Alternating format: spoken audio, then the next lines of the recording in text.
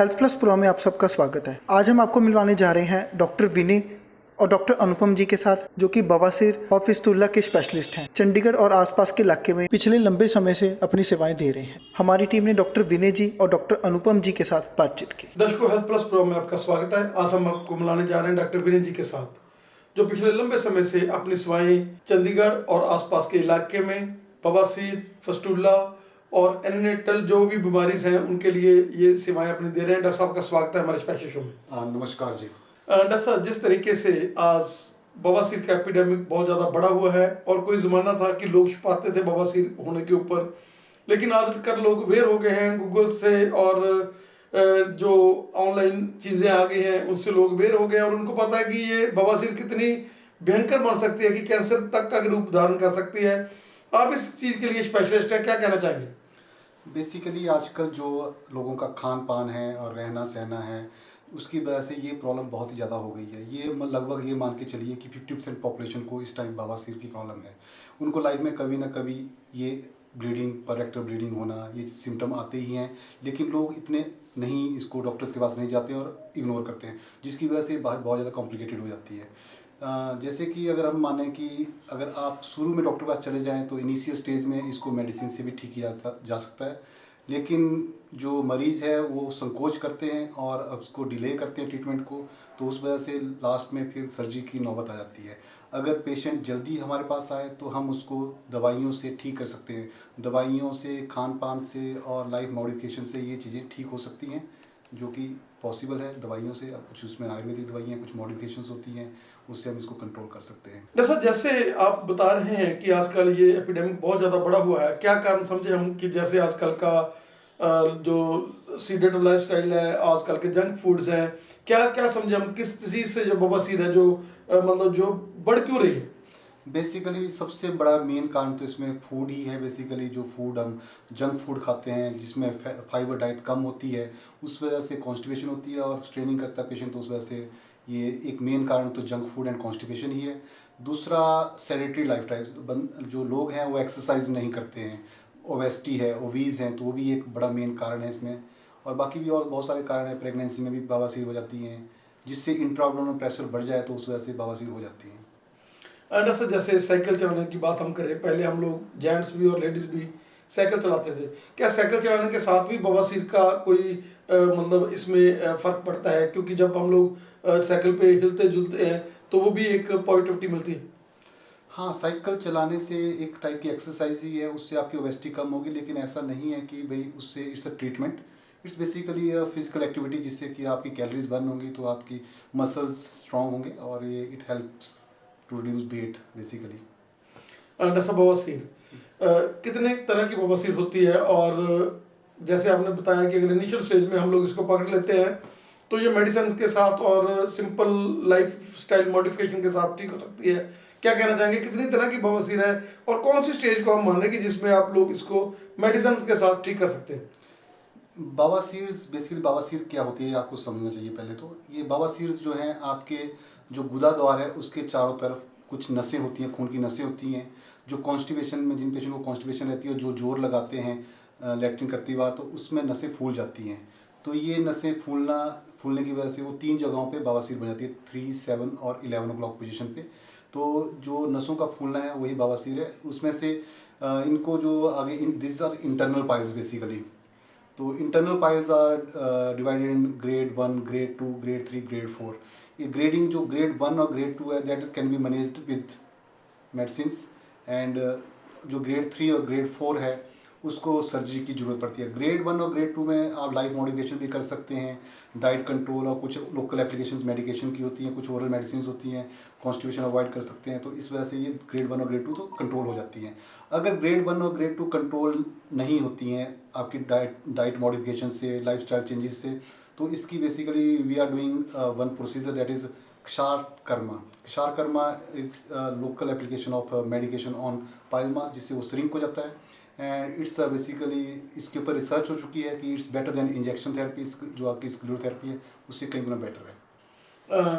जैसे सर आपने अपनी थेरेपी की बात कही है, तो इसमें आपको लोकल एनेस्थीसिया वगैरह भी देना पड़ता है या बिल्कुल सिंपलिसिटी से दिन में ही, मतलब एक दिन में ही सर्जरी हो जाती है? जो ग्रेड 1 और ग्रेड 2 है उसमें तो हमें कुछ भी करने की ज़रूरत नहीं है।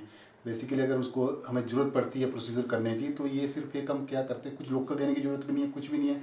ये तो सिर्फ 5 मिनट का काम है। उसमें हम उसको सिर्फ दवाई लगाते हैं, दैट्स इट। 1 मिनट दवाई रखते हैं, उसको क्लीन कर देते हैं। उससे वो नेक्रोज हो जाती है, ब्लू कलर की हो जाती है, और नेक्रोज होने के बाद वो वहाँ से अपने आप ख़त्म हो जाती है। ग्रेड 3 और ग्रेड 4, ग्रेड 3 और ग्रेड 4 में सर्जरी ऑप्शन है। सर्जरीज में बहुत सारी सर्जरीज होती हैं, जैसे इस टाइम पे लेज़र है, हेमरेक्टमी है, ओपन क्लोज, और उसके बाद स्टेपल्ड हेमरेडिप्लेक्सी है। लेकिन हम जो हैं अपने क्लिनिक पे वी आर डूइंग क्षार लाइगेशन, क्षारोत्तर लाइगेशन, जिसमें वी आर उसको हम जो है मांस को थ्रेड से बांधते हैं and it shed off within 5 to 7 days।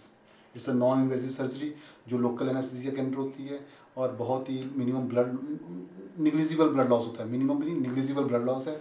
और हम इसमें किसी भी पेशेंट में कर सकते हैं, क्योंकि इसमें ऐसा नहीं है कि फिटनेस चाहिए। कोई कार्डियक पेशेंट है तो उसको कार्डियक पेशेंट के लिए फिटनेस चाहिए, कार्डियक पेशेंट उसको नहीं कर सकते। इसमें हम किसी पेशेंट को कर सकते हैं बहुत ही आसानी से, क्योंकि इसमें बहुत ही कम टाइम लगता है, बहुत ही कम ब्लड लॉस होता है।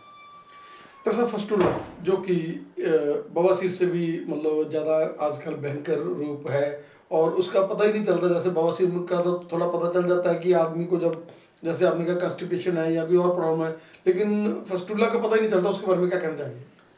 अगर किसी भी मरीज को ऐसा लगता है कि उसके गुदा द्वार के इर्द गिर्द कहीं भी कोई फिंसी है और जिसमें से रुक रुक के मवाद आता है, तो उसको तुरंत अपने डॉक्टर से सलाह करनी चाहिए कि ये क्या चीज़ है, और डॉक्टर उसको एग्जामिन करके बता देगा ये फिस्टूला है या कोई सिंपल फिंसी है। अगर ये फिस्टूला है तो डॉक्टर उसको मरीज़ को कभी भी इग्नोर नहीं करना चाहिए, क्योंकि फिस्टूला एक ऐसी बीमारी है जो कभी दवाइयों से ठीक नहीं होती। बगंदर ऐसी आज तक कोई ऐसी मेडिसिन बनी ही नहीं है जो उसको ठीक कर दे। अगर कोई क्लेम करता है कि ऐसी मेडिसिन है, तो सिर्फ वो आपको गुमराह कर रहा है।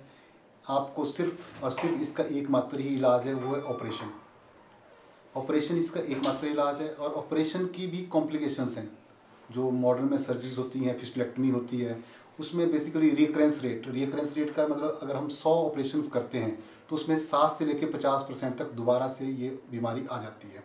सेकंड, इसमें incontinence is the major issue. Incontinence का क्या होता है, वहाँ पे जो गुदाद्वार के इर्द गिर्द मसल्स होते हैं दैट कंट्रोल स्टूल, तो उनका फिस्टेक्टमी में वो अगर वो मसल कट जाते हैं तो स्टूल के ऊपर से कंट्रोल खत्म हो जाता है, पेशेंट का जो स्टूल पे कंट्रोल नहीं रहता। और स्टीनोसिस भी एक इसमें मेन चीज़ है, जिसमें से गुदाद्वार जो आपका संगड़ा हो जाता है। एक कॉम्प्लिकेशन ऐसी भी है जिसमें कि जो आपका मल द्वार है उसका नैरोइंग हो जाती है, सिकुड़ना, जिसको एनल स्टीनोसिस कहते हैं। तो ये कॉम्प्लिकेशन बहुत सारी होने की वजह से लोग सर्जरी से डरते हैं, सर्जरी नहीं करवाते हैं। मेजर कॉम्प्लिकेशंस हैं जिनकी वजह से पेशेंट सोचता है कि मैं तो ऑपरेशन करवाऊंगा, बार बार हो जाता है, क्योंकि ऐसे फीडबैक्स आते हैं उनके पास। किसी मरीज ने करवाया, 1 बार करवाया, 2 बार करवाया, उसमें से दोबारा हो गया।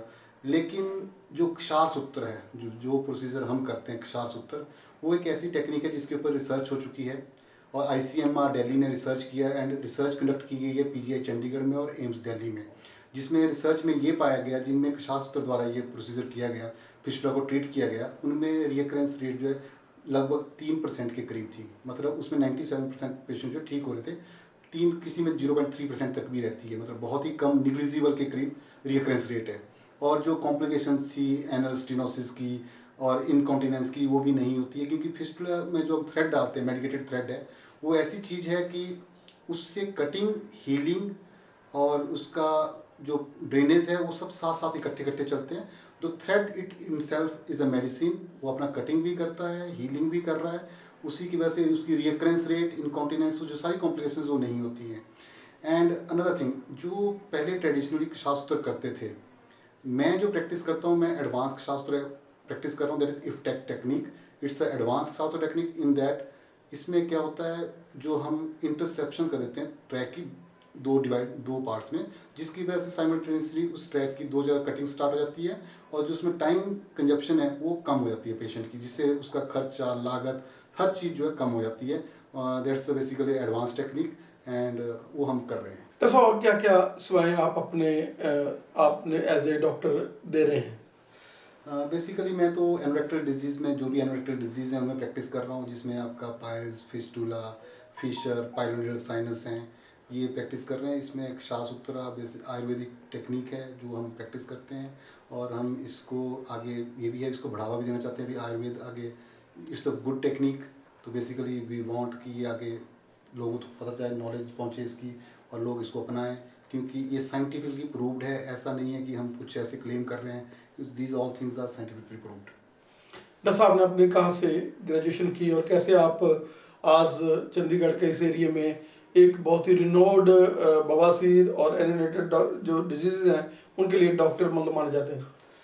बेसिकली मेरी जो डिग्री है, basically I am from Himachal, मैं हिमाचल का रहने वाला हूँ। देन +2 मेरी वहीं से हुई है। उसके बाद ग्रेजुएशन मैंने बेंगलोर से की है और स्पेशलाइजेशन भी मैंने उसके बाद इसकी की है एनरेक्टल सर्जरी में। एंड इट्स नॉट बेसिकली एनरेक्टल क्षार सूत्रा, तो उसमें स्पेशलाइजेशन की है। उसके बाद यहाँ प्रैक्टिस करते मेरे को काफ़ी टाइम हो गया चंडीगढ़ में, जिसमें मैं जनरल प्रैक्टिस करते हैं। मेरे मिसेज भी हैं साथ में, वो भी प्रैक्टिस करते हैं और हमारी एनरेक्टल डिजीज़ की भी प्रैक्टिस है। और दर्शकों, अभी हम डॉक्टर साहब से बात कर रहे थे। डॉक्टर साहब का बहुत बहुत धन्यवाद हमें समय देने के लिए। और हम चाहेंगे कि डॉक्टर साहब के मिसेज जो इनके साथ सेवाएं दे रहे हैं, हम थोड़ा सा उनके साथ भी बातचीत करें। धन्यवाद सर। धन्यवाद जी, धन्यवाद। दर्शकों, अब हम बात करा रहे हैं डॉक्टर अनुपम जी के साथ, जो बवासीर, बकंदर और बाकी जो नामराद बीमारियां हैं उनका डॉक्टर साहब के साथ दे रहे हैं। डॉक्टर साहब का स्वागत है हमारे स्पेशल शो में। नमस्कार जी। डॉक्टर साहब, आमतौर पर देखा गया है कि लेडीज़ हैं जो इस चीज़ को छुपाती हैं हाँ जी। और उसके कारण बीमारी बढ़ जाती है, लेकिन आप लोग दोनों हस्बैंड वाइफ यहाँ पर सेवाएं दे रहे हैं और कोई भी प्रॉब्लम आती है लेडीज़ को तो वो आपसे भी डिस्कस कर लेते हैं। क्या कहना चाहेंगे? बेसिकली फीमेल जो है इस चीज़ को बताने के लिए बहुत ही हेजिटेट करती हैं। अगर कोई मेल डॉक्टर होता है तो वो नहीं बता पाती हैं खुल के कि उनको इस तरह की कोई प्रॉब्लम है, और सालों ही साल वो ये दिक्कत छुपा के रहती हैं, जिसकी वजह से उनको बहुत सारी प्रॉब्लम का फेस करनी पड़ती हैं। जैसे अनीमिया हो जाता है, वीकनेस आ जाती हैं। जब प्रॉब्लम बहुत ज़्यादा बढ़ जाती है तब वो इसका इलाज लेते हैं। तो इस चीज़ से घबराना नहीं चाहिए, आके डॉक्टर से मिलना चाहिए। किस चीज़ का खान पीन जो है, लेडीज़ को किस चीज़ का किस तरह का खान पान रखना चाहिए कि इस चीज़ से बचे रहें? एक तो सुबह उठ के एक्सरसाइज करें, वॉक करें, अपनी डाइट हेल्दी रखें, तली चीज़ें कम खाएं, वेट ज़्यादा ना उठाएं, उनका वज़न भी ज़्यादा नहीं होना चाहिए। धन्यवाद डॉक्टर साहब का। Thank you.